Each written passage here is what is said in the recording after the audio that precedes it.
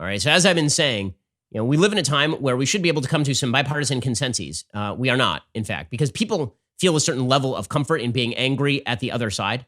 And so you end up with idiocies like this. So yesterday, the president of the United States had at the White House the My Pillow guy, right? The guy who makes My Pillow, which is a great product, right? And he happens to be a fantastic story as well. His name is Mike Lindell. And Mike Lindell's backstory is really pretty amazing. I mean, the guy was essentially, I think, a drug addict. And he made a comeback by becoming a religious Christian. And now he's got tens of thousands of people working for him, making pillows on demand for people, pillows that people are able to customize. And so he has now converted his factories over to making masks. His company has been shifting production to N95 masks. They're going to start making 50,000 N95 masks a day starting this Friday. He says, we've dedicated 75% of my manufacturing to produce cotton face masks, which is an amazing, amazing thing. Okay, so he gets up at the White House and Trump gives him the podium. And here's what he has to say. Thank you, Mr. President, for your call to action which has empowered companies like MyPillow to help our nation win this invisible war. Now I wrote something off the cuff, if I can read this. Okay. God gave us grace on November 8, 2016 to change the course we were on. God had been taken out of our schools and lives. A nation had turned its back on God. And I encourage you to use this time at home to get back in the Word, read our Bibles, and spend time with our families. Okay, the media lost their minds because here he was praising Trump and invoking God and suggesting that God wanted Trump to be president and all that. Man's entitled to his beliefs. Okay, but so the media lose it. They lose it. So there are members of the media who are suggesting that this is a violation of church and state. It is not, in fact, a violation of church and state for this guy to talk about God from the podium. You idiots. And people were like, why is he even there? Why is he even there? Seriously. Ram Ramgopal from CNN, he tweeted out, he's the executive editor of CNN. He said, in case you were wondering what MyPillow is doing in a time of coronavirus, they're developing 50,000 face masks a day. What are you doing in a time of coronavirus, you douchebag? Like, seriously, what are you doing? Being over at CNN and whining about crap? Like, what are you doing?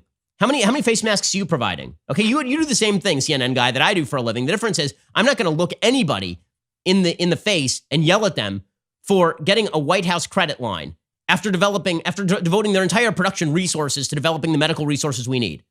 Like, how much of a douchebag do you have to be for your priority to be, why is that guy even speaking at the White House? He's being nice to Trump. Why is he even there? Because he develops face masks. What do you do for a living, aside from write crap chyrons over at CNN? Ali Velshi over at MSNBC, he did the same thing. He says, Trump just called the MyPillow guy up to the podium in the Rose Garden. You cannot make this stuff up. What are you doing, Ali Velshi, over at CNBC of MSNBC? Like, what? How many face masks do you do? You in the back room over there with your sewing machine, are you? Making those face masks? You in the back room putting together ventilators? Newsweek columnist Seth Abramson, who's just the worst, he tweeted out, Dear Trumpist, this is why media doesn't want to cover your God Emperor's coronavirus rallies, because the GD, MyPillow CEO, was holding forth on the lectern on a day that 500 Americans died and 20,000 got sick from the virus the briefing was intended to focus on. And what have you been doing? Seth Abramson, Scott Dworkin, who's deputy director of the 2009 Presidential Inaugural Committee and 2012 DNC, said, now Trump is having MyPillow guy speak. This is absurd. Hashtag stop airing Trump. Joy Reid of MSNBC, who when she's not busy writing homophobic posts that she pretends somebody else wrote, not a prank, okay, perfect, everything is fine. Over the Sam Stein of the Daily Beast, I'm a proponent of TV carrying Trump's presser, but allowing corporations to use them as advertising platforms seems like the exact opposite of news. How are you this blind? How are you this blind that your top priority is, how dare this guy mention God and praise Trump? He's developing tens of thousands of masks. That's the priority you do. Like, seriously, what the hell is wrong with you people? What the hell is wrong with you people?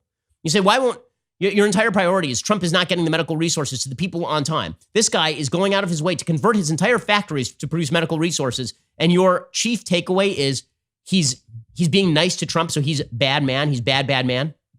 Meanwhile, members of the media continue to stump for Trump's pressers to be canceled on TV.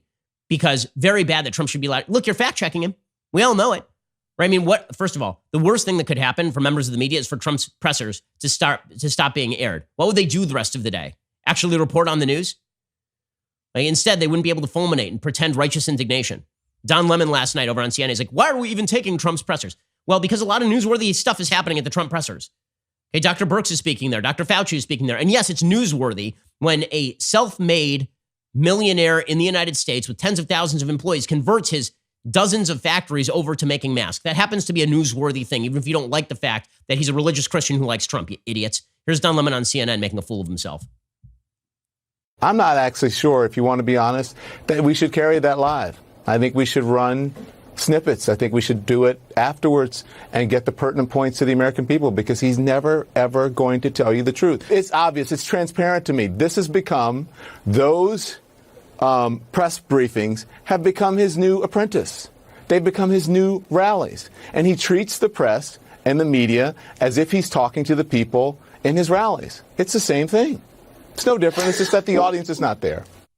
Okay, you just don't like that he's president. I get it. I get that you hate Trump and you hate that he's president and you don't like how he talks and all of that. I have some problems with how he talks too. Guess what? He's the president of the United States. You know who I didn't like how he talked also? In a different way? Barack Obama, who is just much more subtle at telling lies and self-glorying. Right? Trump is just the blunt version of Obama. He pats himself on the back physically. Like during press conferences, he actually grows a third arm to pat himself on the back and talks up his own achievements and engages in the sort of fluffing that you see in real estate all the time, the sort of puffery that you see in real estate all the time. Okay, I get that you hate that. He's also the president, and it's newsworthy what he says. And if it's not newsworthy, then stop covering him altogether. Idiots. Okay, and then Chris Hayes does the same thing over on MSNBC. Why are we even taking Trump's pressers? He's the president of the United States. Why do I have to explain this to you? It's more interesting to hear what former Obama staffers have to say on MSNBC, Chris Hayes. I think it's pretty harrowing for all of us to watch this lack of leadership from the White House and to, frankly, watch a lot of the media go along with it, because his press conferences, as always, are still entertaining, in part because he is combative, in part because he does lie, and you can catch him in those lies and hold him accountable. But that doesn't make for an effective public health response. Yeah, that's why he's bragging about the ratings. It's obviously above my pay grade. I don't make the call that we take them or not, but it seems crazy to me that everyone's still taking them when you got the My Pillow guy getting up there talking about reading the Bible. Again, like, this is your priority. Okay, you wonder why people don't trust the media? This is why people don't trust the media. It's also why people don't mind when President Trump slams idiots like Jim Acosta. And ladies, find you somebody who loves you like Jim Acosta loves Jim Acosta. Yesterday at the White House, Jim Acosta gets up, and his only question is, what do you say, Mr. President, to people who are upset at you? Okay, if ever there's been a loaded question, that question during the Obama era is, what do you say to people who love you? Right? But for Trump, it's, what do you say to people who are upset at you, Mr. President? And every question from Jim Acosta is like this. What is the information you are eliciting? Okay, I happen to do interviews a fair bit on this program. And on the radio program, on the Sunday special, I interview a lot of people on the other side of the aisle too. You know what you try to do with a question? Elicit useful information. That is the purpose of a question. I had on Pence and Birx on Sunday, and all I did was ask them straight questions about pandemic response, about how exactly the government was going to deal with this, about estimates, about numbers. Instead, you have Jim Acosta asking Trump why he's so mean and orange. And Trump rightly slams him here. What do you say to Americans who are upset with you over the way you downplayed this crisis over the last couple of months? You know it is going away, and it will go away, and we're going to have a great victory.